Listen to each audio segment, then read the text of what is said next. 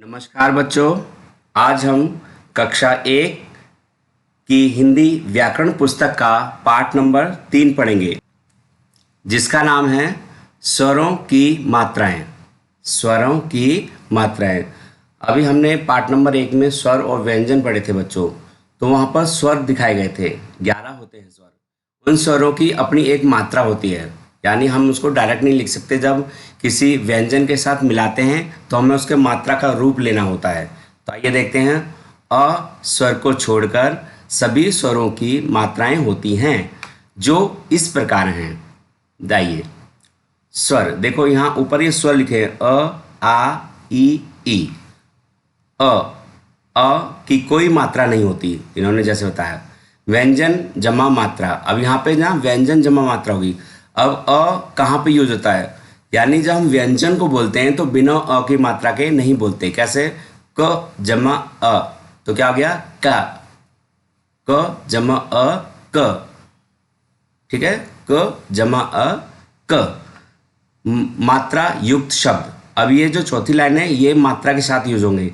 अब जो पहला अक्षर था क, तो क पर हमने प लगाया तो क्या हो गया? कप, यानी एक शब्द बना, क्योंकि अ की कोई मात्रा नहीं होती।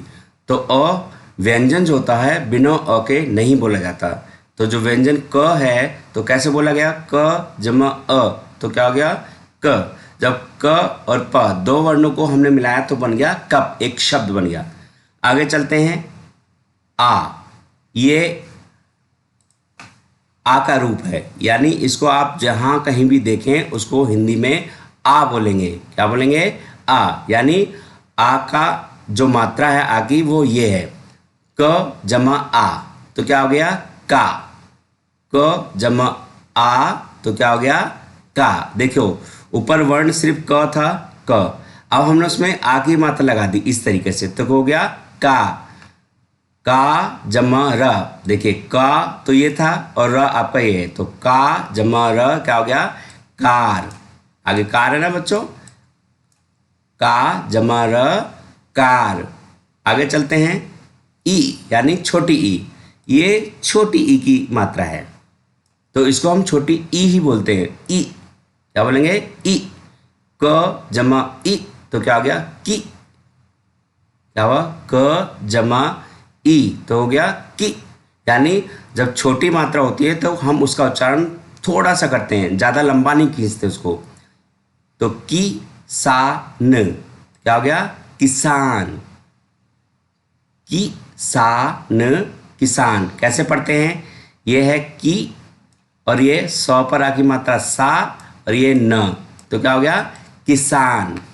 आगे है बड़ी ई, और ये बड़ी ई की मात्रा यानी इसका रूप है।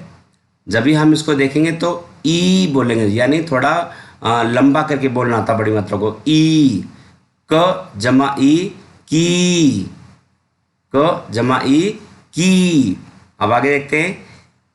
की ल, तो क्या आ जाएगा? कील। क्या होगा? कील। अगला अगला अक्षर देखते हैं। उ, यानी छोटा ऊ। क जमा उ, क्या हो गया? कु। क जमा उ, क्या हो गया? कु। कु यानी कु। त पर छोटा आ, क त पर आधा ता और आ, ता, यानी कु ता। ये हो गया ता और ये कु, जब हम दोनों को मिला के पढ़ेंगे तो क्या? कुत्ता। कुत्ता। अगला है बड़ा ऊ। क्या बोलते हैं इसको? ऊ। क जमा ऊ, कू, तो क्या हो गया? कूप। कूप। लेकिन यहाँ पे क्या लिखा हुआ है? कुआ। देखो यह चित्र है, तो इसको हम कुआ लिखते हैं। कूप। कुआ में छोटा हुआ आता है तो इसको हटा देते हैं, ठीक है। कूप। आगे है ऋषि, यानी ऋषि की मात्रा। ऋषि ये है ऋषि की मात्रा, यानी इस तरीके से लगाते हैं हम किसी भी अक्षर पे। देखते हैं। क जमा री, तो क्री। क जमा र क्री, तो क्या होगा? कृष्ण। क्या होगा? कृष्ण। आगे चलते हैं। छोटा ए, ये छोटे ए की मात्रा। क जमा ए, के, क जमा ए, के, क्या हो जाएगा? केला। आगे बड़ा ए, क्या ये? ए, तो इसकी मात्रा होती है 2, यानी ए। छोटे ए में एक मात्रा थी, अब यहाँ पे 2 आएंगी। क जमा ए, तो क्या हो जाएगा? के। अब जब इसका अक्षर बनाएंगे के म रा, तो क्या हो जाएगा? कैमरा। क्या होगा? कैमरा। अब छोटा ओ, ये छोटे ओ की मात्रा है। क जमा ओ, तो क्या होगा? को। तो को से कौन सा अक्षर बना हमने? कोयल, कोयल। क्या होगा? कोयल। अब आता है बड़ा ओ। बड़े ओ की मात्रा में 2 मात्रा होती हैं। क जमा ओ, तो क्या जगह? को से क्या अक्षर बना हमने? को, और ये आ, तो क्या जगह? कोआ। क्या होगा? कोआ। आगे चलते हैं। अंग, ये अंग की मात्रा कौन सा है? ये अनुस्वार है, लेकिन स्वर में नहीं आता, पता है ना, पहले बताया था। लेकिन इसकी मात्रा होती है, तो ये उसके साथ ही गिना जाता है। क जमा अंग, कंग। क्या होगा? क जमा अंग, कंग, तो क्या आ जाएगा? कंकड़। क्या होगा? कंकड़। अब अह, ये 2 बिंदी अह की मात्रा है। त जमा अह, त जमा अह, तो क्या होगा? तह, यानी अंतः, यानी अतः। अतः, अतः, तो क्या जाएगा? ये अतः। तो बच्चों, हमने इस पार्ट में क्या पढ़ा? सभी जो स्वर होते हैं उनकी मात्राओं का ज्ञान पढ़ा। अब हम आगे पढ़ते हैं। अब देखिए, उसके बाद आते हैं अनुस्वार और अनुनासिक शब्द। अनुस्वार और अनुनासिक। अनुस्वार क्या बताया था आपको पिछले पार्ट में? जिस शब्द के ऊपर बिंदी होती है वो अनुस्वार होते हैं, और जिस शब्द में चंद्र बिंदु लगा होता है उसे अनुनासिक शब्द कहते हैं। देखिए, अनुस्वार शब्द कौन से हैं? जैसे सपे अंग आ गया ना, संतरा, पतंग, मंदिर, अंगूर। देखो, सब पर एक बिंदी लगी हुई है, लगी है ना। तो ये सारे शब्द क्या हैं? ये अनुस्वार शब्द हैं, क्योंकि इनके ऊपर बिंदी लगी हुई है। देखो, ये बिंदी इसकी यहाँ, इसकी यहाँ, और इसकी यहाँ। तो ये कौन से शब्द हो गए? ये हुए आपके अनुस्वार शब्द। ठीक है। आगे आता है आपका, कुछ एग्जाम्पल और दे रखे हैं, जैसे बंदर, मंजन, पतंग, हंस। देखो, सब में बिंदी है, यानी अंक की बिंदी है, तो ये आपके अनुस्वार हो गए। आगे आता है अनुनासिक, यानी चंद्र बिंदु वाले शब्द। अब देखते हैं अनुनासिक चंद्र बिंदु वाले शब्द। अब किस पे चंद्र बिंदु आती है? आंख, चांद, सांप, ऊंट, दांत, सूंड, बांसुरी, बूंद। तो ये हो गए अनुनासिक शब्द। आगे आता है एक नया अक्षर है र के विभिन्न रूप, यानी जो र होता है उसके ना कुछ रूप अलग अलग होते हैं। जैसे र में ऊ, और बन गया ऊ की मात्रा बीच में लगाई जाती है। जैसे र जमा ऊ, तो क्या बना? रू। तो रू से कौन से शब्द बने? रुपए, गुरु, रुकना। अब र पर बड़ा ऊ लगाते हैं तो बनता है रू, तो क्या बन गया? रूप, शुरू, अमरूद। तो दोनों अक्षर का अलग अलग अर्थ निकलता है। ठीक है बच्चों। अब हम मात्रा को पहचानेंगे, यानी सभी मात्रा के कुछ शब्दों का उच्चारण करेंगे।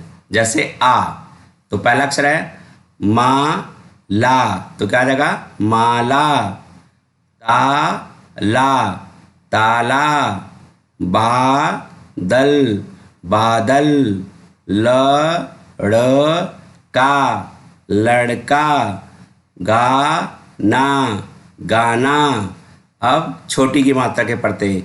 ग ई, गी र गिर, सी र सिर, फी र फिर, दी ल दिल, ही ल हिल। ये थी छोटी। अब बड़ी पढ़ते हैं। बड़ी को लंबा बोलना है हमें, जैसे गीत गीत, शीत शीत, गली गली, कली कली, फली फली। अब छोटा ऊ बोलते हैं। पुल पुल, धुन धुन, सुन सुन, मुख मुख, चुप चुप। अब बड़ों के शब्द पढ़ते हैं। दूध दूध, धूप धूप, खूब खूब, धूल धूल, सूप सूप।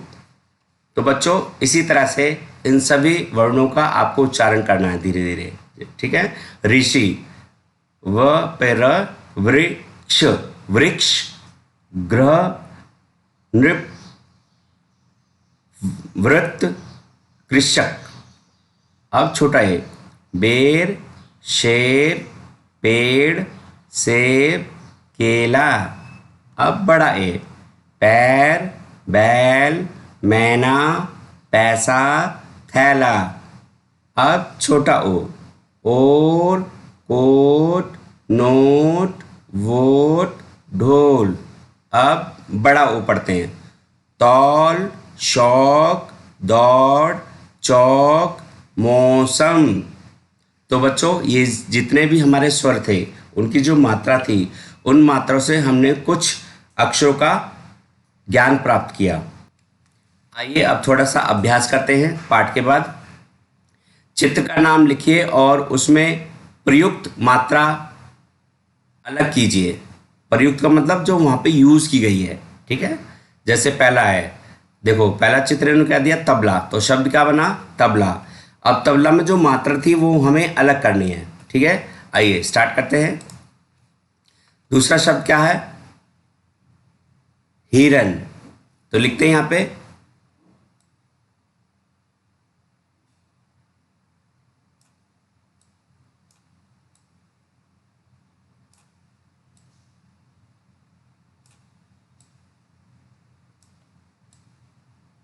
क्या बना, हिरण। तो हिरण में कौन सी मात्रा है यहाँ पे, छोटी ई की। तो क्या हो जाएगा यहाँ पे, ये आपकी छोटी ई और इसकी मात्रा होती है ऊपर से। तो हमें सिर्फ मात्रा अलग करनी है आपको। ठीक है, ये वाली। ठीक है। आगे क्या है, तितली।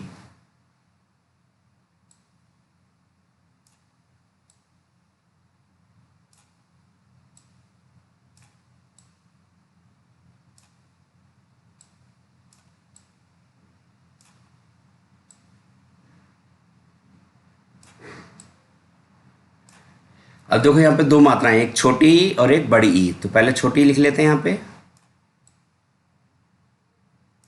अब यहाँ बड़ी लिख लेते हैं। सुनना है बच्चों। अब इसी तरह से आपको जो नीचे एक्सरसाइज दी हुई है आप उसको करेंगे। अब प्रश्न नंबर 2 करते हैं।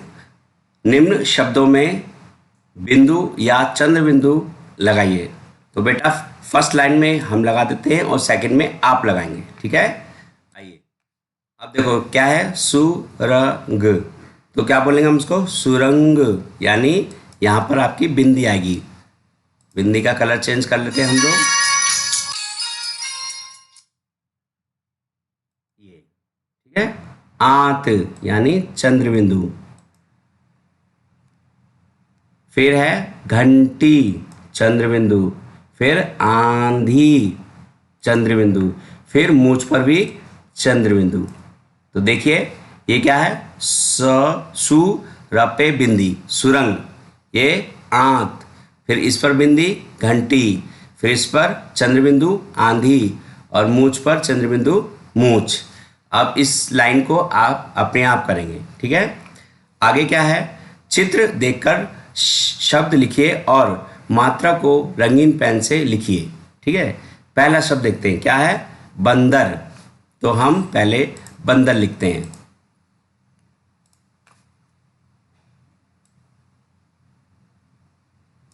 ब, द, र। ठीक है, अब इसकी जो मात्रा है वो हमें कलर से लिखनी है। तो यहाँ पे कौन सी मात्रा आएगी आपकी? बिंदी। तो क्या आ जाएगा? बंदर। मैंने लगाई यहाँ पे बिंदी। ऐसे ही आप इन सभी अक्षरों में लगाएंगे। तो बच्चों, इस पार्ट में हमने आज क्या सीखा? यानी हमने सभी जो स्वर होते हैं उनकी मात्राओं को कैसे लगाते हैं ये सीखा, और चंद्रबिंदु और बिंदु वाले अक्षर सीखे। अब आप इसी पार्ट की प्रैक्टिस करेंगे।